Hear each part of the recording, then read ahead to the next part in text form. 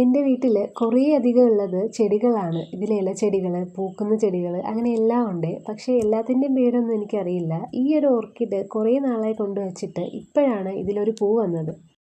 പിന്നെ ഇത് ദേ നമ്മുടെ പുതിയ ചെടിയാണ് വെള്ള മൊസന്ത. ഇതിൽ നിറയെ പൂക്കളുണ്ട്. അങ്ങനെ ഈ പൂക്കളുടെ ഭംഗിയൊക്കെ ആസ്വദിച്ച് നിന്നപ്പോഴാണ് ഇന്നത്തെ ഡിന്നറിനുള്ള ഒന്നും ഉണ്ടാക്കിയില്ലല്ലോ എന്ന് ഓർമ്മ വന്നത്.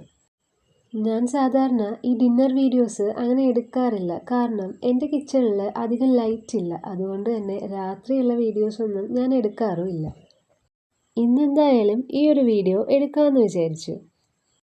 ഇന്നത്തെ ഡിന്നറിന് സ്പെഷ്യലായിട്ടൊന്നുമില്ല. നമ്മുടെ സ്ഥിരം ദോശ തന്നെ. നമുക്ക് ദോശയില്ലാത്ത ഒരു ദിവസവും ഉണ്ടാവാറുമില്ല.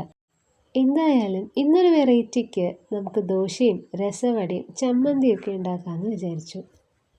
പിന്നെ നമ്മൾ കൂടുതലും ഇവിടെ ദോശയ്ക്ക് ഈ ഒരു ചമ്മന്തിയാണ് ഉണ്ടാക്കാറുള്ളത്. സാമ്പാർ ഉണ്ടാക്കിയാലും എൻ്റെ ഹസ്ബൻഡ് ചമ്മന്തി ഇല്ലേ എന്ന് ചോദിക്കും. അതുകൊണ്ട് ചമ്മന്തിയാണ് ഇവിടുത്തെ മെയിൻ ഐറ്റം. പിന്നെ ഈ രസത്തിലോട്ടിട്ട ഈ വട ഞാൻ ഉണ്ടാക്കിയതല്ല കേട്ടോ. ഈ ഫുഡ് ഉണ്ടാക്കുന്നത് എന്നെ സംബന്ധിച്ചിടത്തോളം ഒരു ഇഷ്ടമുള്ള കാര്യമാണ്. അതുകൊണ്ട് തന്നെ ഞാനത് ആസ്വദിച്ചുണ്ടാക്കാറുമുണ്ട്. അങ്ങനെ ആസ്വദിച്ചുണ്ടാക്കുന്ന ഫുഡ് വളരെ ടേസ്റ്റോടെ കഴിക്കുമ്പോൾ ഒരാശ്വാസം.